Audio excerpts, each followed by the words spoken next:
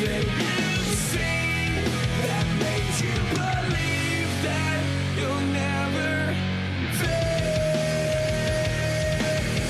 in your perfect world.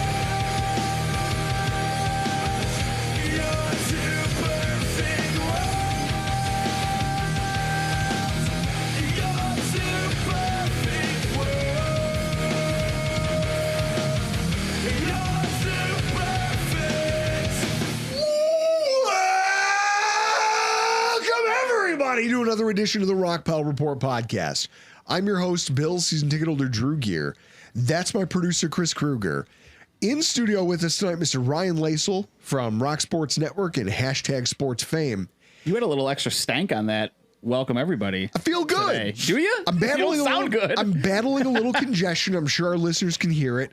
But I feel good because I'm getting to talk about one of the few topics that really makes this podcast that we've been doing unique. Did we miss the thing? First of all, Thing. cheers. Yep. I got the tall boy. It was nice. You let me have the last one. Montucky down the hatch. Yep. Guys, we're Almost here. as good as Jenny. Just as good as Jenny. We'll say just as good as Jenny. I'll take that all- one's for Mark Smith out there. I will drive. It's no 12 horse. That's Hey, for listen, sure. Montucky Cold Snacks voted by Men's Health Journal the best six pack for your six pack, so Jenny can kick rocks. Oh, yeah, Guys, dude, nobody gets skinny drinking Jenny. That's for sure. we are here talking about one of the few topics that really makes this podcast special. Nobody in the Buffalo Bills podcast sphere has done as much in-depth research and coverage on what's going on with the stadium as we have.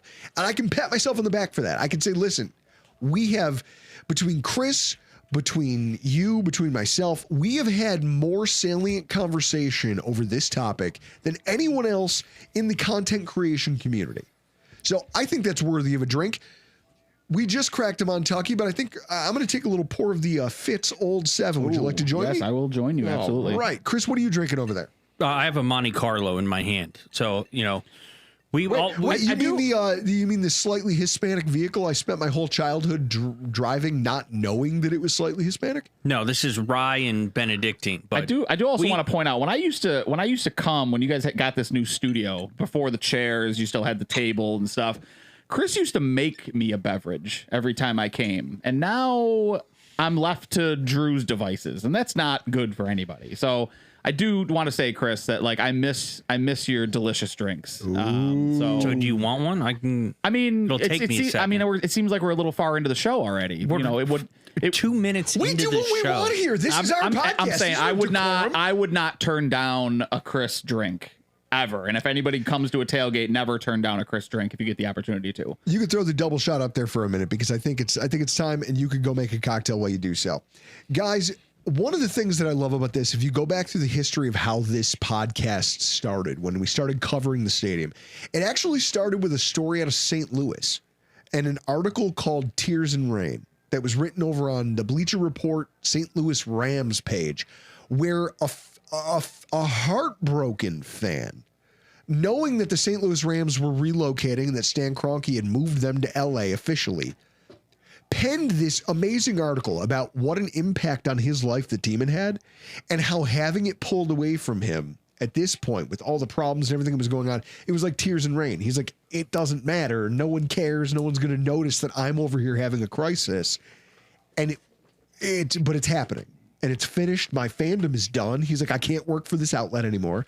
I can't watch the team play. Think about how good the Rams have been since they left St. Louis. Yeah. Yeah. I think That's about painful. that guy all the time. And that's what really sparked my interest in a lot of this. The idea that this could happen to us. What's going to happen with our stadium? What's going to happen with NFL financing? And so I became a nerd about it, as I do about things that I'm passionate about. I grabbed onto it with both hands. And over the years, I learned that you were the perfect person to have most of these conversations with. Going back to during COVID, when you and I sat down and had a in-depth conversation. For anyone who wants to go back and listen to it, in the show notes, I'll put the episode number, where we broke down the fact that the NFL was probably one of the few sports leagues that would truly be okay coming out of COVID because the financing and the way that it was structured. We've covered everything since the deal was struck. to the site's the original MOU. I mean, the memorandum of understanding. You and I did a whole show on it. We talked about how big of a deal it was that the Bills were going to pay for the overages, right? Like, and everybody was lamenting the deal, and we broke it down, the MOU, and it was like, well, wait a minute, like the money's already accounted for, right? It's not new money that the state's charging you. It's the Bills are paying for the overages, and now here we are, fast forward 4 or 5 years later, right? And it's like, oh, hey, probably a good idea, probably a good deal that they're paying for the overages now. Probably a good idea that my taxes haven't gone up as a result of this. So we're going to dig into all of that, but I just also and they have to cover for the graffiti. So we were the ones who pointed out the fact that when you put both on this podcast, when you put both sites, the downtown site versus the Orchard Park site, I was the first person to point out, hey, do you know how many people you're going to have to evict from the poorest residential neighborhood in Buffalo, like in the city proper? Do you know how many people you're going to kick out of their homes if you try to build this downtown stadium? It's done. It's going in Orchard Park. And I was right. Called my shot, because you can't get into litigation with 50 families who go get one attorney and say, you can't force my clients to leave. Yeah. The payout, the cost would have been astronomical. The PR damage it would have done to this franchise. So we've covered so much about this stadium. And I love that we get here together again and do this. Cheers. Yep, absolutely. Thank you, Chris. Cheers to Jeremy Rogers for half a Timbit, $2. Make sure you split it. Make sure you split it. Guys, I love you guys. So obviously a lot has happened since our last stadium show. And there's some recent developments that require their due. But before that, we dig into the latest things. Some really positive, some of them really negative, and some that hopefully just make you contemplative about everything. I want to start by saying this. I have taken some flack over our recent discussions because people I've been called a billionaire bootlicker in quotes. Oh, interesting. Oh, good job. You're a billionaire bootlicker. How's that feel? Because I held the position. I dared to hold the position that the Bills deal wasn't all that bad. In terms of having an NFL stadium, sure, if you're a city that doesn't have an NFL football team, you can do whatever the hell you want with your tax dollars. You can put them into your aging water infrastructure. You could do what Kansas did. I literally said during one of our shows that as a hypocrite, like I'm allowed to be a hypocrite about these things. So I can applaud New York State for keeping my football team in Orchard Park, New York. And then I can also rail against the politicians who made it happen and try to do everything in my power to see them ousted because you made the dumbest decision for a city that has an aging water infrastructure possible. Like this recent run of cold snaps where it was 0 degrees for a week and a half, we had over 27 water main breaks around the area of Western New York. And yet you put $850 million into a football stadium. That should be a fireable offense. It's malfeasance. Yeah. But I can say that because I'm allowed to be a hypocrite. So with that said, I'm not mad that people criticize me, right? Being called a billionaire bootlicker. Narcissism is an awesome thing. And being dead inside means I never have to say I'm sorry. I'm sorry my words hurt your feelings, but I'm not. I'm sorry you took it that way. Yeah. Your opinion means nothing to me. It's the Rick and I'm not Morty. sorry for what I said. I'm sorry how you reacted to it. Yeah, it's the Rick and Morty. Your boos mean nothing. I've seen what makes you cheer. Yeah, exactly. Yep. The theologians of Rick and Morty, right? But I do understand that, first of all, everyone's entitled to their own opinion. And also in what is a dramatically K-shaped economy right now, a very much K-shaped economy, the idea of subsidizing the already incredibly wealthy in this way, it makes people recoil for obvious reasons. I don't begrudge anybody for holding that against me for not piling on. But I think that this deal has aged pretty well. Yeah, I would agree, especially with the new deals that have come out since. I mean, $850 million in cash. I just want to put this number out there so we can compare it to what I'm about to lay out for you. $850 million, the largest public subsidy at the time. Yeah. We capped the contribution, which is one of the most important parts of that memorandum of understanding that we talked about. And also $7 million a year of it is deferred maintenance costs, which means they're not even getting $600 million in cash. They're getting chunks of cash with 30 years worth of $7 million installments to come later. Yep. Yep. That's much more palatable, right? And yet Everybody out there, when the deal got struck, had an opinion. Everybody with a platform had something to say, and there was a ton of rhetoric being thrown around about this stadium deal. Like, this is a quote from Victor Matheson, who's an economics professor at Holy Cross, but also a writer for a economic forum. He said, there's a lot of competition for the worst deal out there, but it certainly belongs in the conversation for GOAT, greatest of all time. And he was talking about the Buffalo Bills stadium deal. There was another outlet online called the More Perfect Union. Most of you probably see them on Twitter. They post a lot of stuff about governments that are spending money recklessly or doing things where it's like, you need to better understand how your dollars as a taxpayer are being spent. They have almost 3 million subscribers on YouTube. They're a not-for-profit, but you can tell their slant when you see in their thing, they say, we produce content for the working class. Okay. You see yourself as a protector of those who may not know what's going on. They got 1.4 million views on a video called How a Billionaire Scammed Buffalo Bills Fans. Yeah. Investigative Post, Yahoo Sports, anybody with a pulse got in on trashing the Bills for signing, like the New York State for signing this deal with the Bills. How much better do you feel about it now today, having seen what's unfolded? Yeah, I mean, I felt fine about the deal at the time, right? I mean, like, you can go back and listen to those shows. I think this is what our 9th or 10th show about this stadium. It is the 10th. And I don't think either one of us have wavered that this was at the time a good deal. I think it remains a good deal, but I think some of that acceptance comes with understanding what this was, right? Like, if you wanted to keep the Bills in Buffalo, you were going to build a new stadium. Terry Pagula did not buy this football team to keep this team in the Ralph. Right? Like that just wasn't a thing. When you talk about all of these billionaires who get into the game of the NFL, it's to build a stadium, to generate revenue off of that stadium, because that's how you continue to make money. And knowing that the option was either a new stadium or leave, you take the best deal that you can get at that stadium. Now, when you talk about New York State, you talk about a state that obviously had a lot of deferred revenue from the casino industry, and that money was not collected. So it was kind of sitting out. It was strong. It was almost like it was strong-armed out of the hands. We can say. Yeah, I mean, absolutely. It was strong-armed out of the hands of a bunch of people who still are trying to sue over the situation, and I think rightfully so. Sure. But when you talk about what this stadium deal could have looked like, sure, it could have looked like, a new line item on the budget. It could have looked like taxes going up as a result of this. And taxes are going up. That's a whole other story as to the why it's not because of the stadium.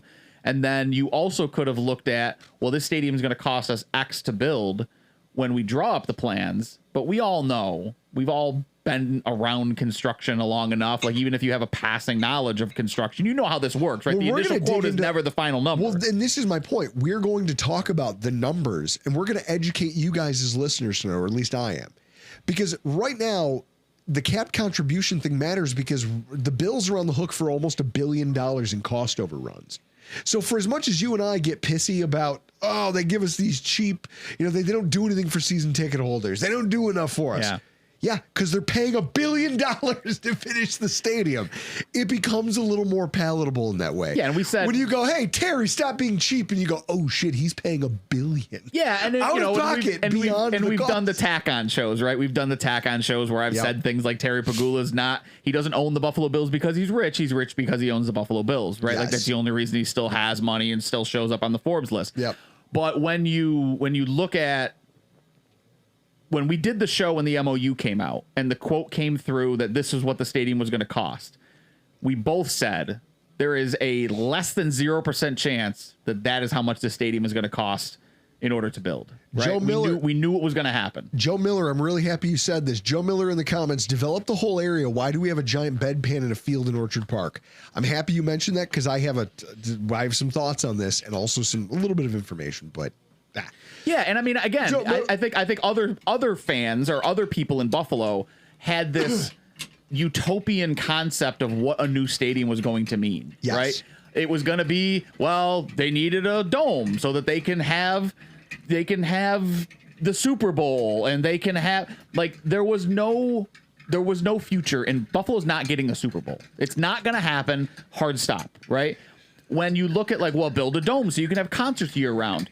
who are you bringing in to these concerts, right? Like Taylor Swift is not coming to Buffalo because Taylor Swift could go to Cleveland, Pittsburgh, Toronto, New York City. She can go to Boston. She can go to all of these cities. She can go to all these cities that have stadiums just as nice, just as big, and draw 3 times the population because Buffalo doesn't have a high enough population. So like all of these things that Bills fans thought or Buffalonians thought that a new stadium meant was never a reality. So the faster you accept that, the easier it was to accept the stadium deal as it was. Oh my God, Chris, the man. Ooh, Southern Star Standard High Rye Straight Bourbon. Hit that? All right. Folks, I got me with a good time. I got to hit this. While you do that, I'm going to try this. Yeah, you got a Monte Carlo. So now here's what happens. Love it. I want to start giving you guys some more information you haven't already heard everywhere else. When you look around now and look back at the deals that have already been signed since then, because here's the thing, the rhetoric around this deal got really inflammatory. It's worth looking at what's happened since then. Tennessee, like Buffalo, is shrinking their capacity for stadium to 60,000 seats. And they're receiving $1.2 billion in public subsidy. Yeah. I want you to hear that in the back.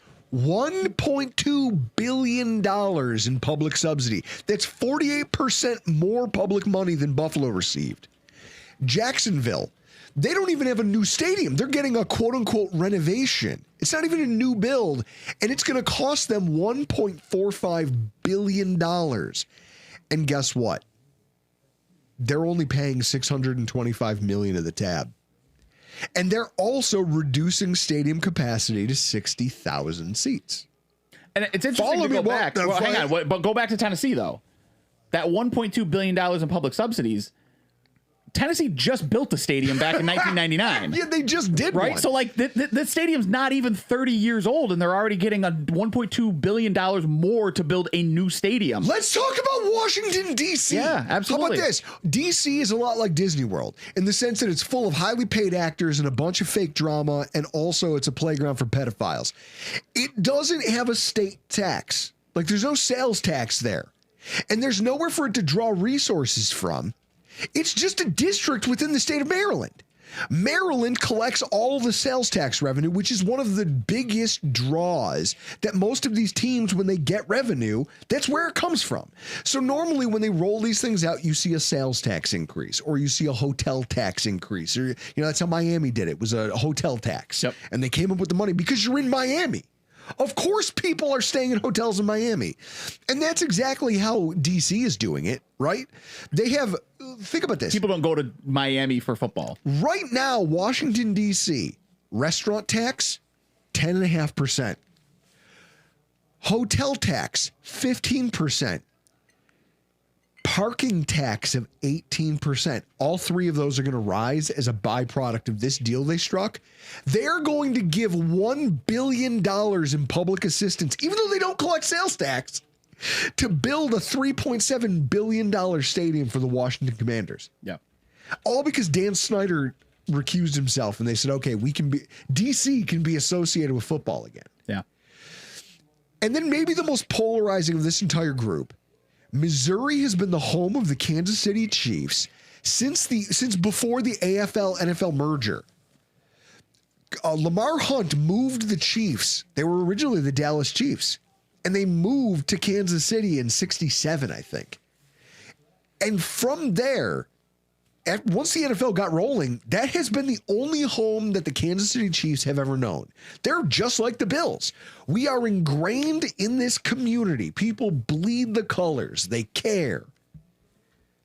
And yet that didn't stop. I mean, it's like Method Man. Cash rules everything around me. Cream, get the money. Like, that was literally his son. You're going to have to mute his mic if he keeps singing, Chris.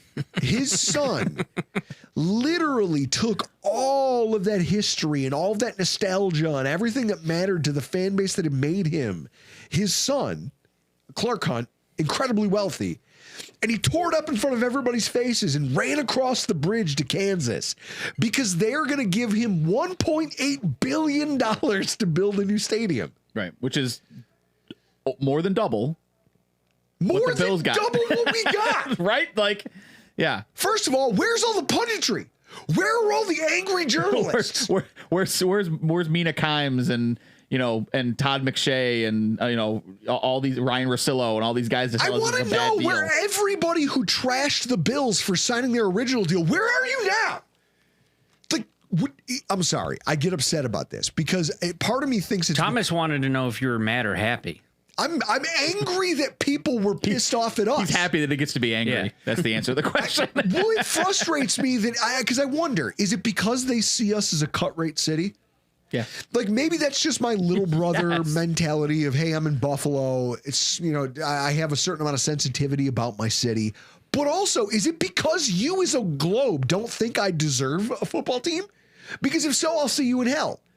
Is that why all the pundits come out of the woodwork to be like, oh, Buffalo's stupid. Look at poor piddly Buffalo with no public transportation systems. Aren't they cute? Yeah. Oh, look at them cute, but they get a football team and they're wasting their money on it. I'll see you in hell. It's the one thing that makes me happy. Clearly, right? It's like the movie The Hurt Locker. You get older and fewer things. Like you care about a lot of things. You love everything. And then slowly over time, you only love a handful of things. So with that said, I get defensive when this topic comes up. And I think about this. The pundits were wrong on this one. It's gone so far the other way that now the next stadium deal is going to get $2 billion. And any city that wants to play and wants an NFL football team is going to be there for the raking. That's what's going to happen. Yeah. So, and all of the fans who sat there and said, let the billionaires pay for their own stadium. If they got put to a public referendum and people here in Western New York voted no on the stadium, Yeah. they'd be somewhere else too. You'd be watching the last games of the Buffalo Bills and let's Terry Pagula. And again, I rail against him quite often. It's on record on this show. Like Terry Pagula bought the Buffalo Bills, and at the time was viewed as the savior of the Bills, right? Because Bon Jovi was, by all accounts, putting in a bid. Which can we just real quick, fuck him all the way for being out there during the Super Bowl and introducing the New England Patriots and pretending like you didn't try to buy the largest rivals that this team has. Fuck him in one sentiment. First of all, fuck Bon Jovi forever, but also and I don't even blame him for that. It's mostly for the music. It's mostly for the music and also for what you did to hairstyles for an entire generation. Yeah. Fuck Bon Jovi forever for the hair. Yeah. And for the music. Also, what I will say is, what do you want the guy to do? He's old now. He just wants to be relevant so bad. Yeah, because he hasn't been relevant. He hasn't been. Because the other option is he could just go the Kid Rock route if he wants to be relevant, right? And just start full right wing. But so when Terry Pagula bought the Bills, you mean right? Bob? You mean Bob? So when Terry Pagula bought the Bills, he was viewed as the savior of Buffalo, and I think we've all seen how that has gone, right? The Sabres are now finally good. We're back. But we're back, baby. We're back. But then. There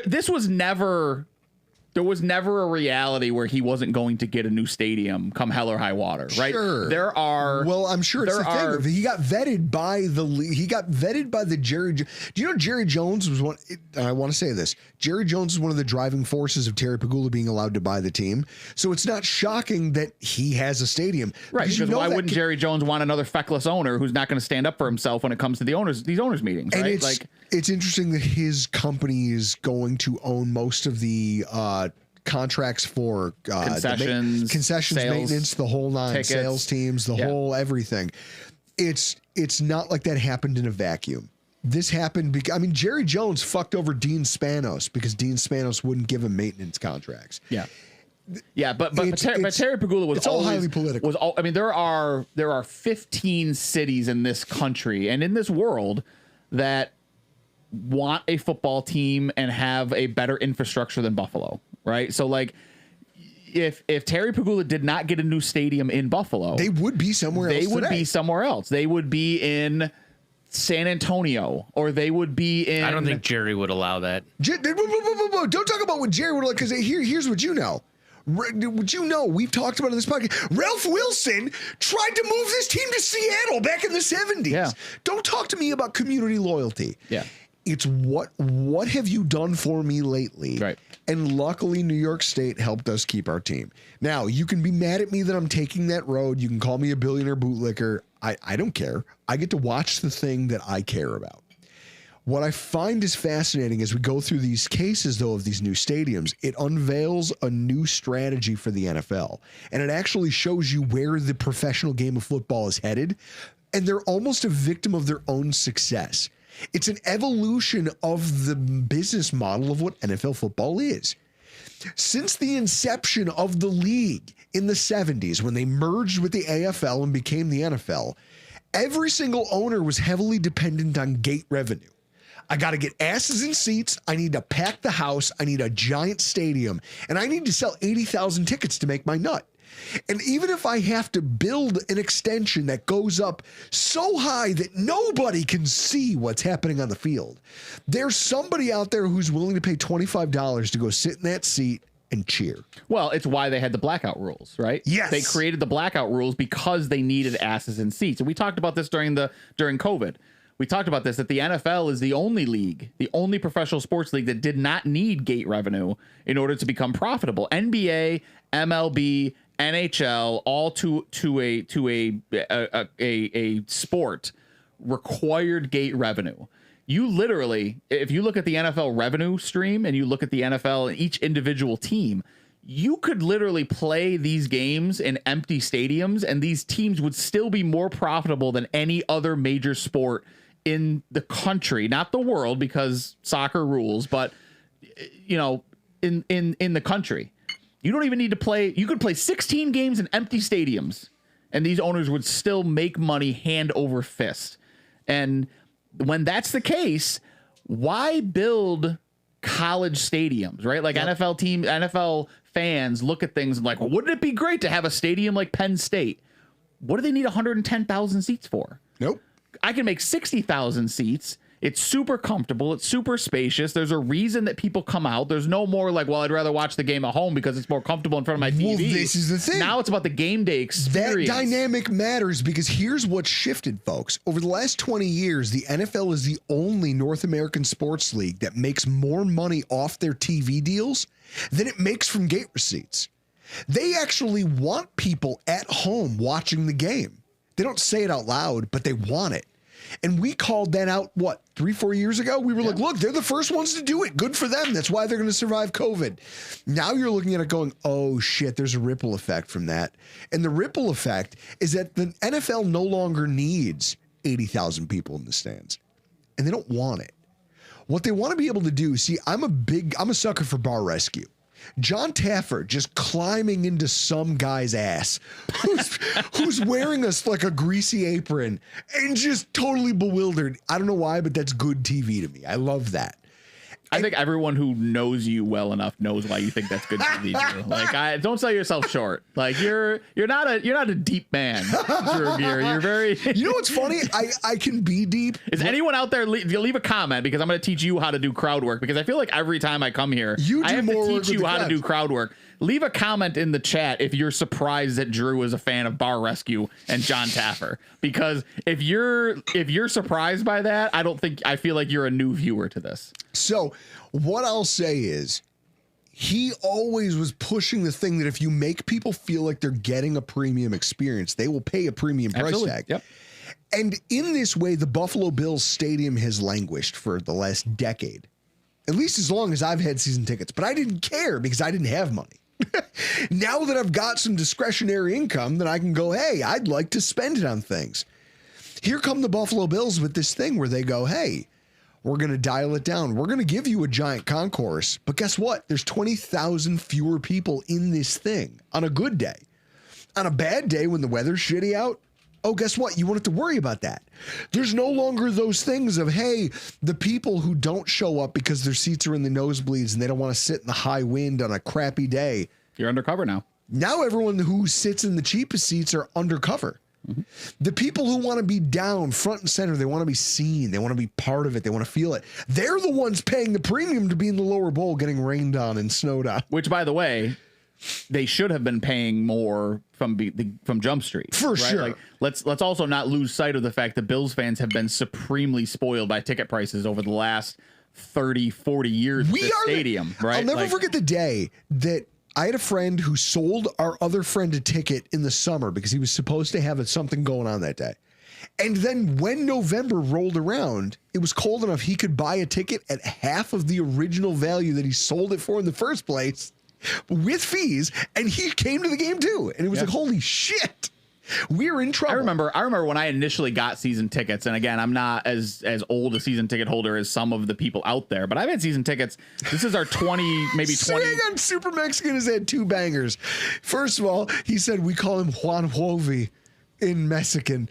He goes, and also he says that Bar Rescue in Buffalo is just the fire department. Yeah, I mean that's fair. It's just the fire department. Like I remember when I was a season ticket holder back when I was in college 20 years ago, like I couldn't give my tickets away. Yep. Like and I didn't care because I only paid like $20 a game to go to these games. So like we've benefited from very low price tickets for a very, very long time. And now you heard it when the PSL started to come through, right? Like all the people that had sat 50-yard line first row for so long were like, what do you mean these tickets are $30,000 PSLs? Well, yeah, no shit, because those are the best seats in the house. Yep. You're supposed to pay for those. Just because you haven't been doesn't mean that that's going to continue the trend. And the funny thing is, if you go look at the comparable seats in most other stadiums, It's more. It's You're way still more. paying. You still have a better deal than you would if you were to go to Jerry World and buy those same tickets, or if you were to go to the shitty Las Vegas Raiders.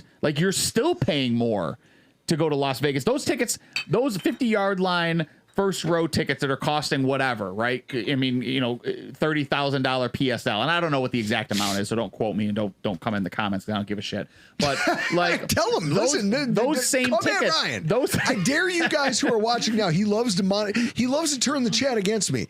Come at Ryan. Those same tickets are 6-figure tickets in Las Vegas, right? Because there's other shit to do in Las Vegas other than just go to the game. Like I can watch Taylor Swift and I can watch Bad Bunny and I can watch all of these events that are going to come, WrestleMania and all of these things that come to these giant stadiums, Formula One, right? Like that's why they're paying more for that. But that doesn't mean that you're not getting a deal in Buffalo by paying $30,000 for front row 50-yard line tickets. It's just less than what you're paying in other stadiums. So I think that we've gotten off well. And so now it's time to really dig into some of the sexier things that we bring to the table tonight. Really dig into them. So I want to talk about this because even the most excited fan dreaming of walking those concourses or having a beer at the beer garden or looking out over the skyline at halftime off the party deck that sees the city view, which I'm literally a flight of stairs away from, which is amazing. It's been a mixed bag throughout the course of the stadium construction and this process in terms of community impact since this thing started. Surprisingly, there have been no major injuries or accidents, which I think is a blessing. Did you have this in the notes before Chris brought it up? Yes. Okay. Yeah, I brought that up before we started recording. I already had it in the notes. Nobody's died yet at the stadium. Usually every stadium build, there's at least one worker death. I don't think people understand how hard it is to build something of this size with this many heavy machines, with this much weight moving around. You've got welding going on. You've got, like, we call them TF1s, TF2s, TF3s. Yeah. In manufacturing, when something bad happens, people get maimed and it falls on a scale, unfortunately. It sounds dehumanizing, but that's where it is. TF1, TF2, when you have a TF1, that means someone died. Yeah. I will tell you that having been a part of a company that's had one of those, it's crazy when you go, wait, a dude showed up to work. He showed up to work, didn't go home, and he's never going to go home again. The Buffalo Bills Stadium construction has no fatalities and no catastrophic injuries associated with it, which I think is crazy and also applaudable. So I will give the foreman, the GCs, everybody who's working out there on that right now, a giant round of applause, because it takes so much attention to detail to prevent that. It really does. Also, a fire started. Chris, if you want to throw that on the screen.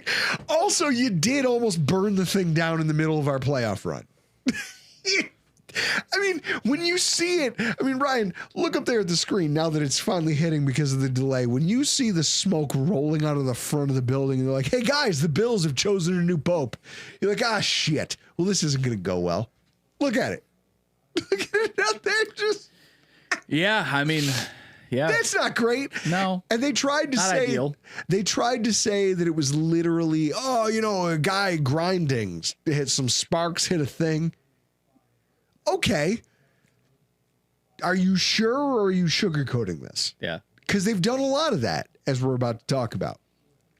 But the only serious injury reported with the stadium was that idiot who pulled a Hunter S. Thompson and on a head full of acid, and he just fell into the pit. Yeah, Teddy Bandana pointed that out about the guy who took acid, just covered himself in shit, and jumped and sacrificed himself to the pit. So again, Drew, this is crowd work, right? Like, read the comments. I'm sorry. I gotta say, Chris, though, you gotta help him out a little bit. Like, you gotta make these comments bigger, because you can't read them from here. Zoom in there. I'm 40, man. I'm an old guy. I can't read these comments. I got my phone up Younger just so I can than read me. the fucking comments, man. But yeah, like you're bringing. There we go. Perfect. Now I can see it. There we go. Look at this. Now we got we're spin. Look at spin in the comments. Construction workers A+++. Security for the new stadium gets an F. Yeah, we're going to talk about that for a second. Just wait.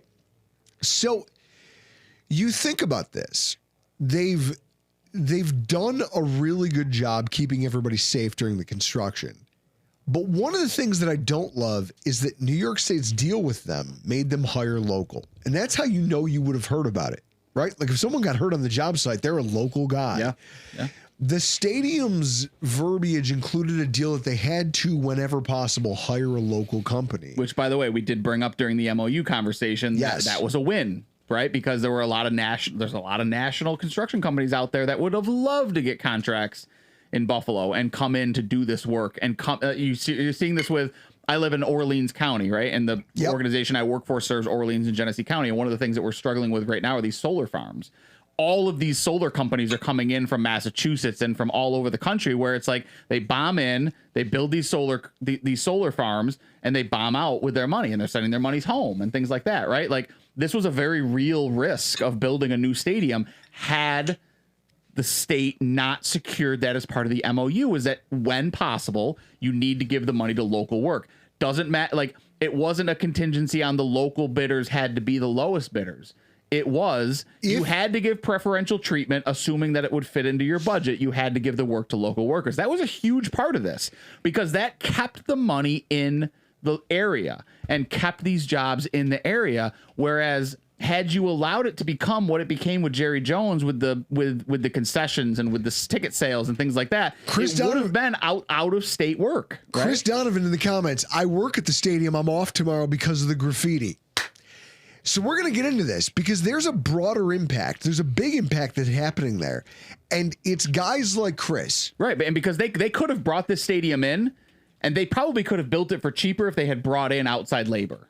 Sure. Right. I mean, because the lowest bidders were not going to be state contractors in most cases. They were going to be these contractors coming from all walks, all over the country, potentially all over the world. Right. Yep. And like, that matters, that they kept these jobs in Buffalo and they kept these jobs local. Like, that's a big deal. That's a win for the economy. And so then, Chris, where do you want me to go with this? Because Chris if you're here, Chris, and you want to talk about this, do we get into the graffiti or do we talk about the bankruptcies? What do we want to talk about first? I mean, I think the graffiti is. I like Chris. If you're here and you're watching live, then let's talk about it. I think the graffiti you cover first, because I got a text earlier tonight. Chris has hashtag sources. Yeah, I appreciate sources. that about Chris. If it's not out yet, 4 suites were vandalized on the 200 level. Suites. Yeah. So they're targeting Eat the Rich. And so here's well, no, but look at this. Yeah. When the news broke that there was an incident of at the stadium involving graffiti, I literally laughed. And because it's usually because you think about graffiti and you go, oh, okay, some idiot teenagers, you hop a chain link fence and you spray paint a tag, and you do something, and you paint a phallic symbol and some hilariously offensive words on a wall that someone will see for the shock value. Because I remember when I was 14. Sure. Right? But instead, it was enough to halt construction on a site. Now, to walk you through this, I used to do construction. Chris? Chris has... The question, does Chris have the picture ready? Chris has a picture of the construction I was doing. He said he was going to get the picture ready. But there it is. It's right on screen right now. Literally, I fell through somebody's wall the night the Bills made the playoffs and broke the drought. and I had to go help fix that hole in the wall. It was a thing. I'm actually really, it was my whole body went through a wall like I was the Three Stooges. I'm gonna ask again. Anyone in the chat, is there anyone surprised that we have a picture of Drew in that? Is anyone surprised that Drew is the centerpiece of that type of photo? Because again, I would save new listeners potentially. What I'll say is when I heard this, my first impulse was, if you paint some phallic symbols on some stuff, you've never done, and you think that people are so stunned they can't continue with their job, then you don't understand what construction is. I've done it. I've built pole barns. I've done concrete. There is no world where that bothers anybody because they're saying worse to each other in real time.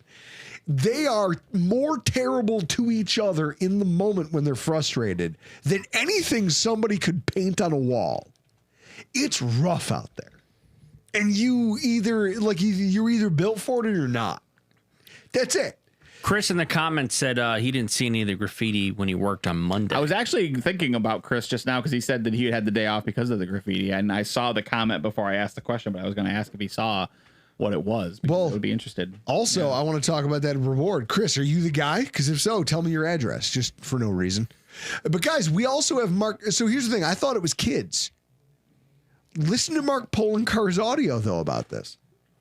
Hold on. Yeah, of course, Chris is not prepared. Some idiot decided to put up pornographic and what we believe is anti-LGBTQ kind of sentiment. What's gone on there is not funny. It's costing more money to do work at the stadium now because they have to redo a lot of the things that had previously been done. Erie County Sheriff's Office, along with security from the Bills, will be reviewing the cameras. We believe it actually is someone who's been working on the site because to get into the locations that the graffiti was at, you have to have a pass. You have to be able to enter. This individual will eventually be apprehended and they will be charged with a crime because they've caused substantial financial damage. It would have been bad if it was one occasion, but this appears to have been building over the last few weeks and do not want to have to stop construction, but they need to stop and figure out what's going on and apprehend the individual who's doing this. The trades are angry.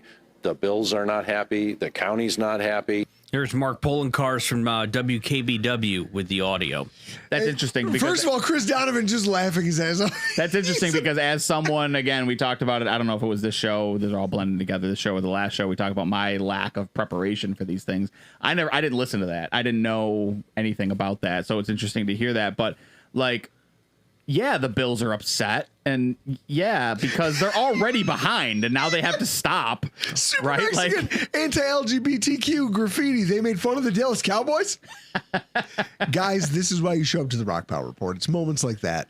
Brian, they're not you, behind schedule. The news told me that they're ahead of schedule. Yeah. There's no possible way that they might not be ready for this new stadium to open come kickoff, right? So here's what happens. First of all, there's a lot to unpack there. Rework in any industry, fabrication, manufacturing, for this, in this industry, construction, it sucks and it's expensive. We're about to get into how expensive, but nothing is worse than rework in the construction industry, because when you have to rework things, you literally double your labor cost, your materials cost, your time cost, and then also you're paying penalties for not meeting deadlines. Chris, don't put it up yet. I want to talk about this because there's a multitude of reasons why this might have happened. Think about the schedule they're on, the forced overtime, the demanding deadlines, the shitty weather that you're not really allowed to complain about, because the idea is that the GC you work for said, we will get this job done on X timeline. So now you're the guy who's out there in the middle of 10-degree weather. Hey, I got to be at it for 12 hours? And I got to what? Weld for 12 hours? It's enough to rankle people. And it's clear, like when you thought it was, hey, they spray painted something funny on a sign and they had to close it down for the day. And then you realize this was a targeted vandalism of the suites, specifically high dollar areas of the thing that now have to be redone. It's enough to make you question, okay, you're putting a ton of pressure on the people who are working here. What do you expect? We're all humans. Yeah. I fully expect that if you put too much on me, I will react.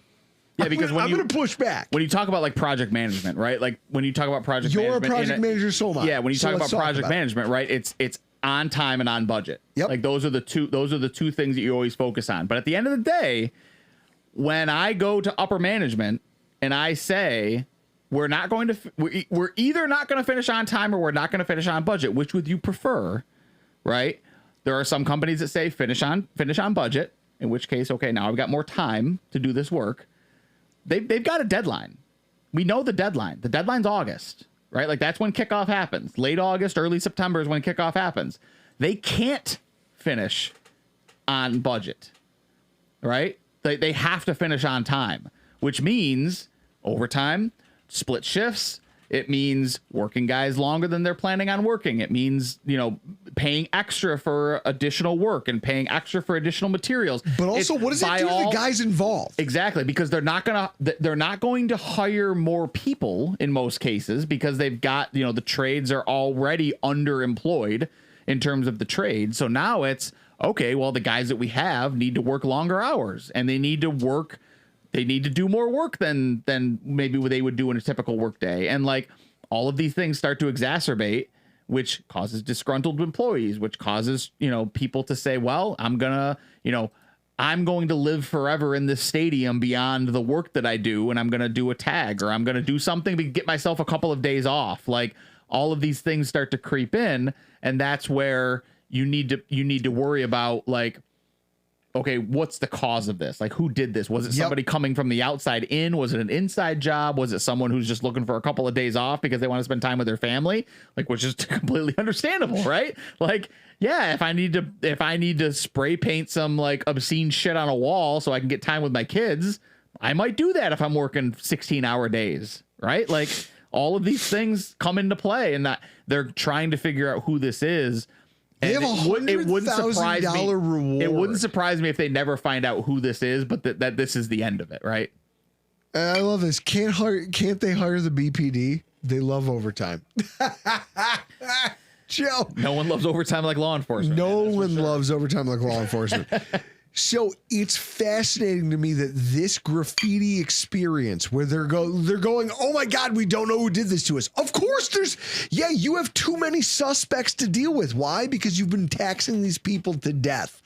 As somebody who's worked construction, I can tell you when you're getting leaned on by the GC or the foreman's on your ass, just going, hey, keep going. We got a deadline.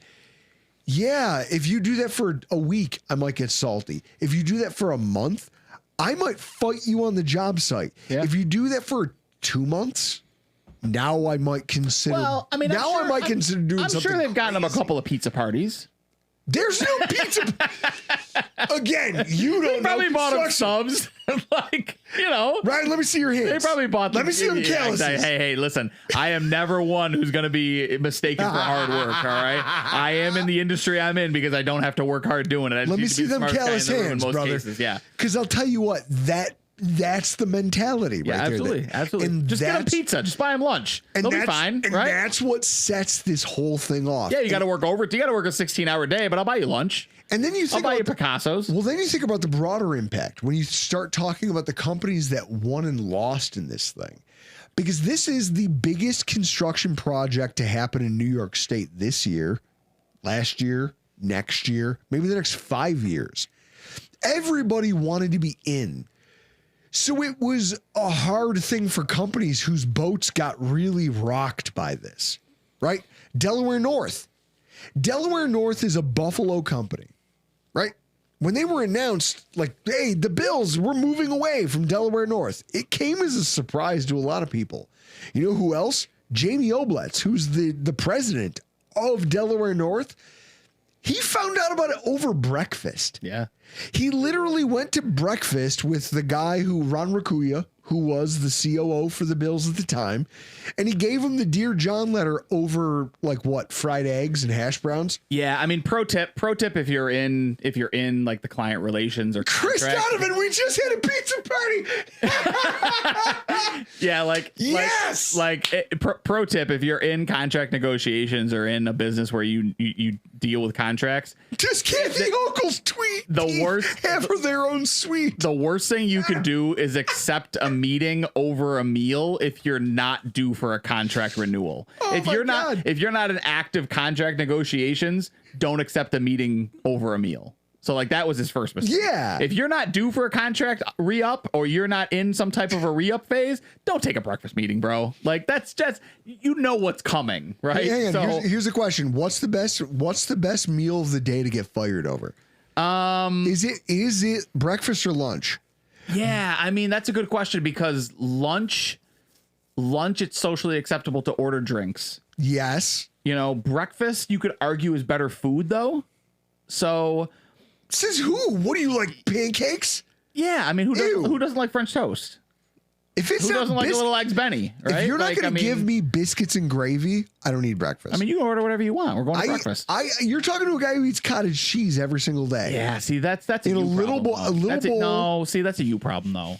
Like you gotta live the fat guy life, man. You know. I did. Yeah, I well, did. I come, did it come as back. hard- Come back to the dark side. I Man. did it literally as hard as anyone could do it. I got to 350 and I dialed it back. Teddy bandana, breakfast, because you can just go home earlier. I mean, that's fair too, right? Like, you Sure, can- but then what if do I you- do with the rest of my day? But think about it. If Hang on, you let do me breakfast laugh. and you get a base of French toast or biscuits and gravy, and then you can go home and drink after you've been fired. Yeah, so but why like, you go know, home? I'm already out. I'm at lunch. So now I'm going to have a cocktail. I do lunch and then I get early happy hour. I hit happy hour when it starts. And then I get to ride that out for 2.5 hours. I've never been in a situation from a business perspective, and I've been in a lot of business meals and things like that. I've never been in a situation where it's been okay to order drinks for breakfast.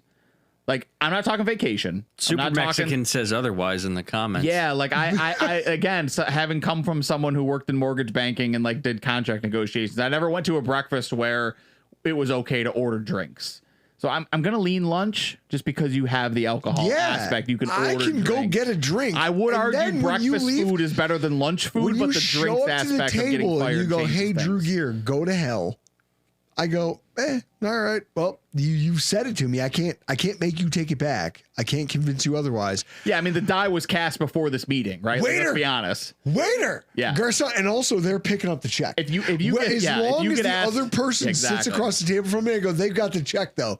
Get me another one. If you get make asked it a to, stiff one. if you get asked to a meal to get fired, you were fired before that meal got scheduled. Exactly. Right? Yeah. What about Bloody Marys or mimosas? It's not a thing though. not Like a when thing. you go to a business meeting, you don't. I'm not going to order have a Bloody celery in a Mary. glass while I'm trying to be taken seriously. There's no power to be gained by having celery. So what Tori, I'll say bunch is, of drunks in here.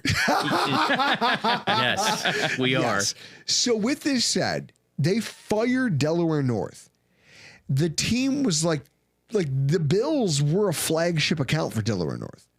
And they fired all 40 of the dedicated staff that were here supporting them at Delaware North headquarters. All of them got fired at the end of this season. They all lost their jobs. So you now have 40 people who have been laid off. But then it also, like, you think about what else goes on. Like, Delaware North, the way it loses things, they have to realign, right? They go, well, we just lost a massive account. They also lost Tampa Bay Lightning, which cost them 1,000 employees. Do you know that they had 1,000 employees servicing the Tampa Bay Lightning? The Tampa Bay Lightning are a hockey team and the Buffalo Bills are a football team. When they lost both accounts, one lost 1,000 and the Bills only lost 45. But I digress. They've now had to change their portfolio. And now when they look at the game day staff, all the people who are used to auto renewing their contracts to say, hey, I'm going to come work part-time on game day. They're no longer there. Those people now have to reapply through Legends and hope their application makes it. Which is crazy, right? Which is crazy. Yeah, like we dealt with the ticket reps for these PSLs and stuff. I don't think there was a single one of them that was from Buffalo. No, none of them. It's all done remotely. Yeah. So I good actually luck had getting a fair my shake. ticket. I actually had my ticket rep try to give me the whole like, well, if I was buying tickets, like this is where I would go. I was like, you're not even from here. Like, fuck away from me. I right? made My ticket rep knew about the podcast. I know. I remember you telling me about that. He knew you before you came in. But he didn't listen to it. Yeah, and I was he like, didn't believe it. well, definitely don't listen to the one we recorded last night because we trashed you. I'm going to be honest. He goes, wait, how did you know about my mailbox repair business? I'm going to be honest, for those. Buddy, we shit all over you. Please do not go listen to that. This is the third time that I'll do this in the chat. Like, are you surprised that no one heard about Drew but didn't believe that Drew existed? See, mine knew about mine too. Thomas DeLaus, Joe Miller, like they all got their homework. But then the guy was like, wait, I should go listen to that show. And I was like, don't, because we literally trashed you last night. We made fun of you every way up, which and down. What I will say is right now, Delaware North is resizing their entire business around the loss of this flagship account that was the Buffalo Bills. And they're trying to portray it publicly like it's okay. Them losing the Lightning and the Bills in the same year is really unfortunate. But also here, you're talking about the loss of maybe 150 jobs locally because of that change. Minimum 150 jobs. Now let's talk about a company that literally went bankrupt during the pursuit of building this thing. I want to talk about a company called R.W. Sidley, and I want to school you guys on what stadium construction is and the kind of the ugly and dirty of this industry. R.W. Sidley Drew Gear, renowned stadium builder. No, just Drew Gear, renowned numbers guy. Yeah. So R.W. Sidley is it's a concrete and construction outfit that turned 92 years old this summer. And also, like, you think about that. Your parents founded this. This company was built in the 1930s. They went from mining to building regional concrete products and selling construction equipment. Yeah. Awesome. You made generational wealth. They won the bid for the stadium for precast concrete construction. 2022, it rolls around, and it's the seats, it's the camera mounts. And it was a bid that was incredibly competitive. And for the precast, right? So that means that they build it and they bring it in, right? Yes. So this is different from a poured concrete situation. So for any of you being out there on the highway who have ever seen a giant concrete form on a long truck running by you with an overwide load sign hanging off in 5 trucks, yeah, they were doing about a dozen of those a day. Yeah. To get these precast concrete forms into the stadium. Which was basically the entirety of all of the seating throughout the stadium was these precast.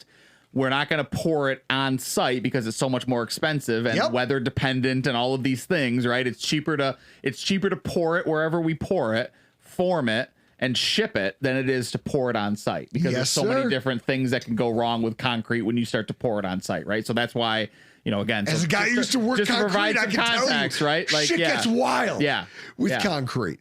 And I'm for what it's worth, like I'm not foreign to this concept, right? Like I grew up on a horse farm. We have concrete, like we did poured our own concrete, built our own barns, right? So like this isn't, I'm not necessarily a one arm behind my back here, but for those that don't know what pre-poured concrete means, that's kind of what you're looking at. So now what you've done is you've entered into an environment where first of all, what company wouldn't want to be part of this? It's the biggest construction project in New York State. Obviously, you're going to print money. Well, if you're R.W. Sidley, you have a problem, right? R.W. Sidley had an issue. They had to salvage their image and their flagging reputation in the industry. They had already sold off some of their aggregate business, and now they're looking at further losses on down the line. It's been a family-owned company for 93 years. They weren't going to privatize. They weren't going to go anywhere with this. And so they gambled. They rolled the dice. They walked up to the big board of life and rolled the dice and said, listen, this project could be the thing that brings us back to prominence, that puts our name out there, that gets us, hey, we built this, so we can build your project, and we can use this as an advertising platform. Yep. We can do all kinds of things. with this project. It's going to be it's like Tommy Boy. Yeah. We're going to save the company. It was literally Tommy Boy. We're going to save the company by bidding the Bills Stadium so low and cutting our margins and making sure that we're just competitive enough that they pick us and we can pull ourselves out of the doldrums of a declining regional business and become something better. Did you know how that went? Not great, Bob. Not great, Bob. Chris, do you want to read the text that you sent us? Chris, what analogy did you use? What movie did you use? Oh, I used Horrible Bosses. Yeah. Colin Farrell. Because it was. I won't. So anybody who watched Horrible Bosses, I won't. You're never going to reveal your source. It's a decade-old movie, man. No, I won't read it verbatim, but no, here I will. Well, no, I wouldn't. No, I'm hang on. I'm not reading it verbatim. There's integrity that goes along with this, Drew. Like, we can't just. The main issue that they had was there was some of the concrete was uneven up to an inch, and so they already had drains set. Yeah, and so they made the decision. Well, we're going to shave the concrete down. So then when you shave the concrete down, now you have lips on these drains, which would be like a tripping hazard if you left them. Sure. So now they have to fix the drainage. Right. Also draining issues. Yeah. Like it can't and drain so you right, have to, as the concrete company, you have to shave down all of this concrete that was, uneven up to a difference of an inch. And an inch, when you think about, like, for those of you at home, I'm sure there's some guy going out, listening to this podcast, who's, an inch ain't that big. I feel bad for you, sir. I feel bad for your wife. I feel bad. What I do is I hear in construction, an inch is the difference between a catastrophe. Like, oh, hey, if you tell me it's 1/8 of an inch, that's a big deal. Yeah, that's a deal. If you tell me we have an inch, this is a catastrophe. Yeah. So when I look at these messages that Chris got from his source, and he said the major problem was that engineering and coordination process was too rushed. R.W. Sidley made the classic gamble. They said, look, we don't have all the final drawings. We don't understand the final engineering, but also we won the bid. And now we don't think we can meet the deadline unless we start producing right now before we have the final drawings. Yeah. Start cranking out product. Yeah, I mean, therein lies the issue. I was just checking the specs on the end line for the rotary. They catch a niner in there? You're talking a niner in there? You're calling from a walkie-talkie? You're talking about a duplication of labor and materials costs. You're talking about delays that push deadlines back and require more labor costs to catch you up. Those can add up to anywhere between 10 to 15% into a project. And that plus penalties for non-performance just compound the problem. It's brutal when you take into account the 10 to 10 rule. The 10-10 rule in construction is usually I build 10% in for overhead and an extra 10% for profit. Right. This is my actual margin, and this is what I build in for overhead. So when I take a quote and I bid a job, I do 20% over because I need that 10 and 10. Yep. Yeah, and that's therein lies the issue with, again, the good of a contract like this, an MOU like this, is keeping the jobs local. Yes. The bad of that is keeping the jobs local. And not everybody who's going to bid on this job is going to be equipped to do this job. And that's the problem. And there's nothing wrong with that, right? Like, there's nothing wrong with not being equipped to handle an NFL stadium. But when you give preferential treatment to local organizations and local companies and local labor, and you operate in a city like Buffalo that does not have the population and the trained workforce and everything else that goes with these large metropolitan areas, is you get people who probably aren't qualified to do this kind of work, because it only comes about every 60 years, as we've learned from the Ralph, that, like, how many times are you building a stadium of this magnitude? And if you're a regional organization, you're not, again, we go back, like, you're not winning a contract in Toronto. That's going to be Toronto people that are building that. You're not winning a contract in Philadelphia. There's plenty of organizations that are regional to Philly that are going to win that. You're not winning these types of bids. So when you do win this bid because you've been given preferential treatment because you're a regional organization, you're not equipped to do the work. And you threw your hat in the ring because you're trying to swing for the fences. You're trying to go for it now to create generational wealth for the organization. But in reality, if you were to be sat down and put on a polygraph and said, can you do this work? The answer would be no. And this is where it gets hairy, because you think about this. In 2024, the average gross profit margin for commercial construction in New York State was between 15 and 20%. Heavy construction, specialized builds, that was 12 to 18% gross profit margin. Then when you look at, because of our higher labor costs, taxes, everything else that goes into that, you net out at about 8%. Right. Chris, put the graphic on the screen. There it is. This is what happens when you have to eat the rework costs that this company has. They absorbed almost 10%, which means they lost money. If 10% is their basement, they probably absorbed more than that. Yeah. Look at the end of this. When they filed for bankruptcy in July, okay, R.W. Sidley, who agreed that I was going to build the seats for the stadium, had to file bankruptcy because their debts were $8 million, but their unleveraged cash was only $50,000. Yeah. Everything that didn't have a lien on it that they owned was $50,000. They're a smaller version of Terry Pagula. And this is the point. Like, you went into a small market and expected them to produce big market results, and it killed the company.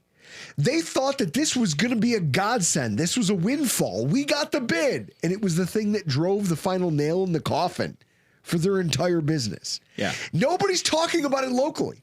There's not a single local outlet here that has talked about the bankruptcy of R.W. Sidley. It's not in Buffalo Business First. It's in Cincinnati Business First. Well, they are an Ohio company. Sure, but they have branches here in Buffalo. They have Buffalo locations. Nobody's talking about it. Why? Ryan, why wouldn't you publicize the fact that, hey, one of our vendors who got in here with big aspirations went bust? Do you think it's because maybe there's more? There's got to be. There's one. There's got to be more, and two, it's not a bad look that you're choosing bad vendors, right? Like, it's not a great look, and like when you working in manufacturing, like when you put out an RFP and you make the wrong choice, like it's crippling. It's absolutely crippling, right? And again, it gets back into these regional concepts of like, the people in the Northeast are not equipped to do the same type of work as people in the South or in the West, right? Like, if you were to bid out paving a road, all right, like let's use paving a road as an example. If you were or selling brake pads, let's create selling brake pads. Yeah, I can get a good look at a bull's ass or a T-bone by sticking my head up a bull's ass, right? But like, if you look at paving a road and you were to put the bid out, Drew, would you rather take a contractor from New York State, or would you rather take a contractor from Texas? Because when I used to travel for work and I used to go to Texas, and you get a bid for like, well, I did the throughway once. People in Texas would be like, that's fucking adorable, right? Like, cute. That's adorable. What is that, a 4-lane? Is that 2 lanes on either side? Like, we're building 10-lane highways down here, bro, in like half the time it's taken you guys. Now, weather comes into play, but it's still the scale of work, right? And when you talk about building a stadium, something that hasn't been done in this town since HSBC Arena, whatever it's called now, KeyBank Center. I don't know. I don't give a shit. It was whatever the they're called FN now. Center. Whatever name it's taken on now. First Niagara, KeyBank, Marine Midland Arena. Marine Midland was, but that's the last decent sized stadium. And what does that accrue in terms of size? Like that's dwarfed in comparison to some of these stadiums that are getting built in Los Angeles and Las Vegas and Texas and Florida. Like, these are minuscule. These are Lego projects compared to some of the things that these other companies are building. So when you bid out the work and you give preferential treatment to these regional organizations that have no concept of this scale, yes, you're going to get companies that bite off more than they can chew. And yes, those companies are going to go under, because You have to put everything you have into this one project. Yep. And when you're not on time and you're paying fees and you're paying penalties and you're losing labor, like that's going to result in these things crippling. And the reason you don't publicize that is because, one, I need to bid it out again because the company that did it isn't doing it right. And the other thing that comes onto that is there's a legitimate risk that we will not finish on time. Yep. And if we don't finish on time, what does that mean? Because we've done the farewell to Highmark. We've talked about this being the last game in Highmark. We've done the pomp and circumstance that comes with the last. We cannot play a game in Highmark next season. They've closed that door, right? So what's the alternative? UB. How can you play a game in UB when you've got a stadium across the street? So they're creating this issue, right? They did the pomp and circumstance. There's no going back. Nope. It's over. Come now. hell or high water, this stadium is opening. Come opening day of Buffalo of the. Now maybe they can get away Hell with or a High Water is game. a phenomenal movie, and I feel like we're in the same boat as the protagonists in that movie, where you have a deadline, and no matter what, you have to reach it. Yeah. So it doesn't matter what it costs. It doesn't matter what it takes you personally, privately. You have no choice. You have to meet this goal because you promised the people of Buffalo you'd have it.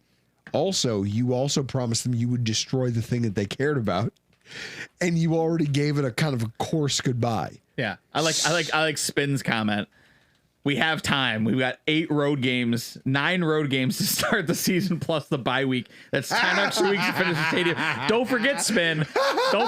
The extra game was on the road this last year, so they've got 9 home games coming up this year. Well, and then you so you take this equation out.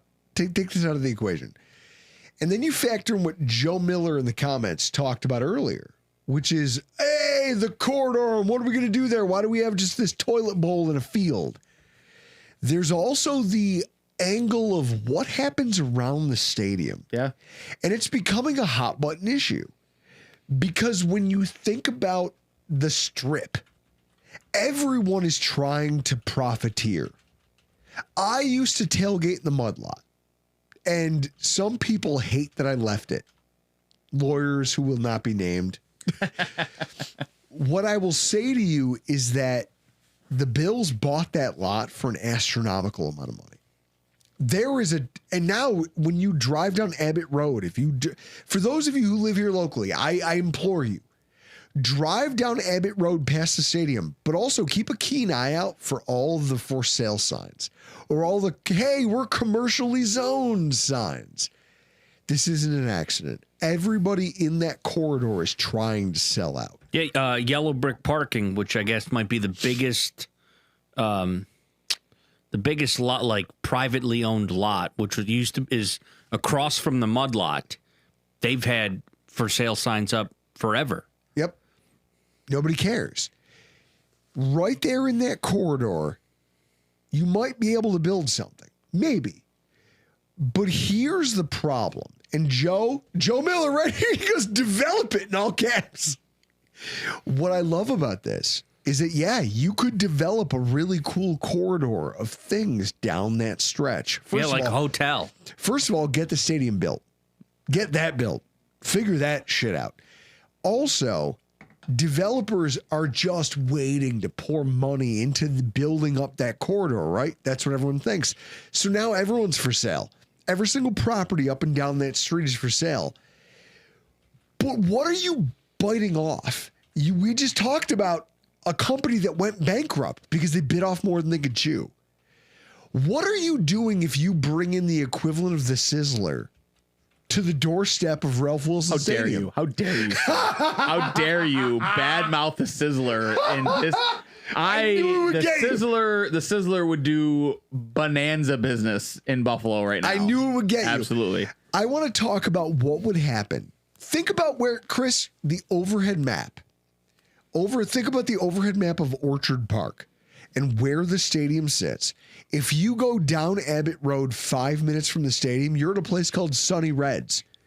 Do you know that despite having like corner bar, community bar vibes, Sunny Reds has arguably top 5 wings in all of Western New York. Correct.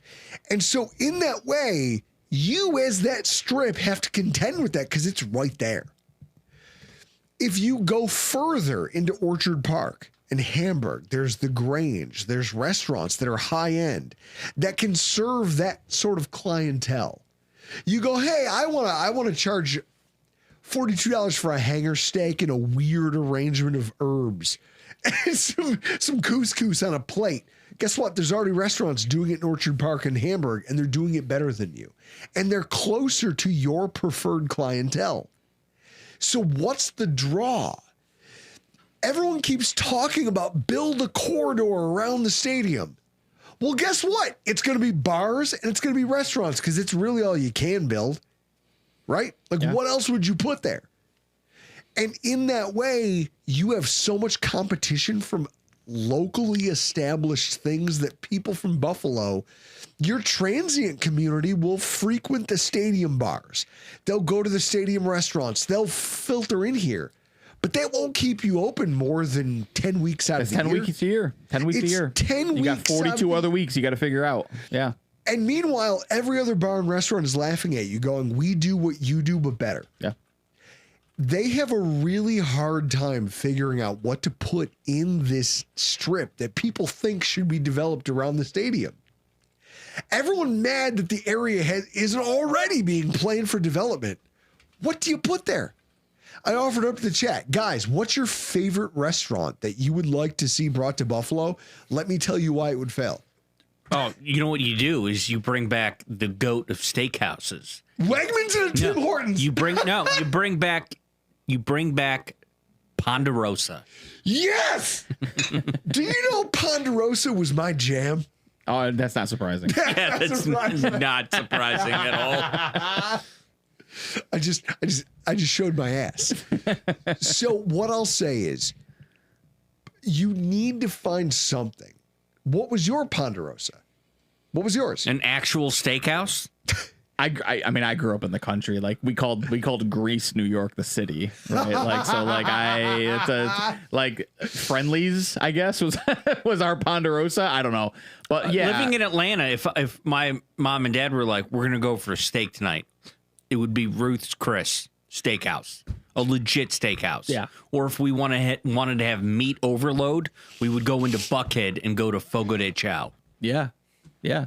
That's coming from a privileged existence, Chris. Yes. You started on second base. Yes. Chris literally used to talk about how he went to private school and he had KFC in his cafeteria. Yeah, I go, hey. Chris, do you know that you and me couldn't be the more KFC, different? Papa John's, Chick-fil-A. Don't hate the player, hate the game, right? Like, Oh, I hate the player and the game. I can tell you that Chris and I couldn't be more different as people. I'm happy where I ended up. he ended up in the same place. Well, yeah, now somehow we're in the same basement doing the same thing. What I will say is How the turntables have turned. I didn't design this podcast to depress anybody. I didn't want to make anybody like, oh man, that's sad that people got fired and that a company went bankrupt trying to chase this dream of ours that was the Buffalo Bills Stadium. But it's the reality. Yeah. And it will happen. And I bet you right now, like if that Chris is still in the comments, Chris, if you're still watching, I guarantee you your company is probably still feeling some of the same pressure. It's the biggest construction project in New York in the last 5 years. It's not great, but it's what you have. And you're doing it with companies that maybe don't have the experience of bigger and better and broader and bolder. They don't have better solutions. They don't have finance people who are willing to step in and go, hey, knock it off. It's a problem. And I don't know how many more GCs are going to fail because they signed up for this.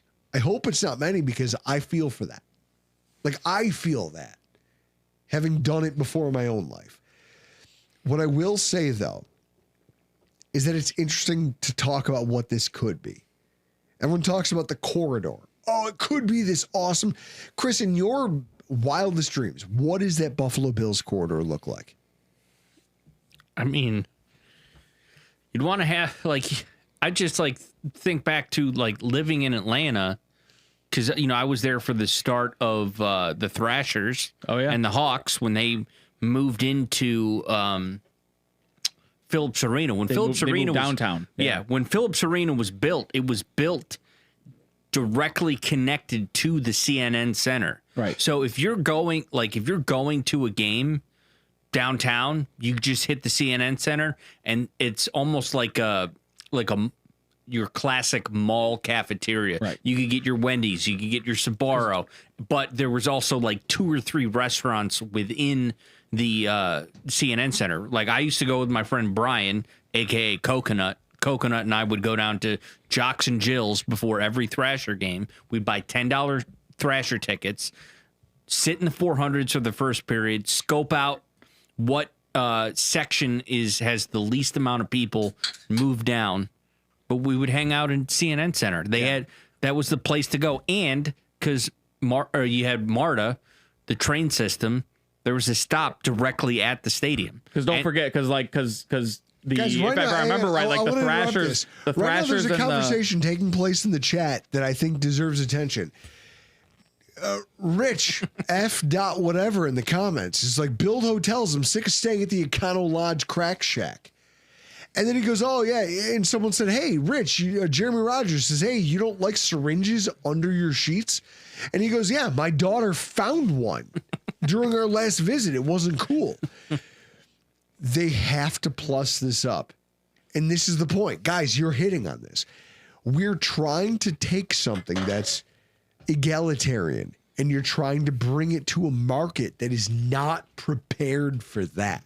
You're taking the 51st largest city in the country and trying to make it into a top 20 destination. Like, not gonna happen, man. Like, I understand everyone in the chat who has all of these like develop and like things like that, but like, what is there to develop around other than a stadium? And Chris that's an Donovan issue. in the comments, yeah, our company's already behind schedule as it is. Yeah. Like, it's compounding. So there's a pressure here. And when you see people trashing the stadium and trashing, hey, we stopped construction. Why? Because you trashed a bunch of the suites. Now we have to buy things and we have to replace things and we have to do work. You forced me to be work now. Mm-hmm. A lot of lazy GCs are now going, fuck, you made me do my job. It's happening because there's a lot of pressure. Pressure can form diamonds, but it can also, as we've seen in the playoffs as Buffalo Bills fans, burst pipes. Mm-hmm. And now the question is, where is this stadium project headed? Yeah. Are pipes bursting, or are you guys going to make a diamond?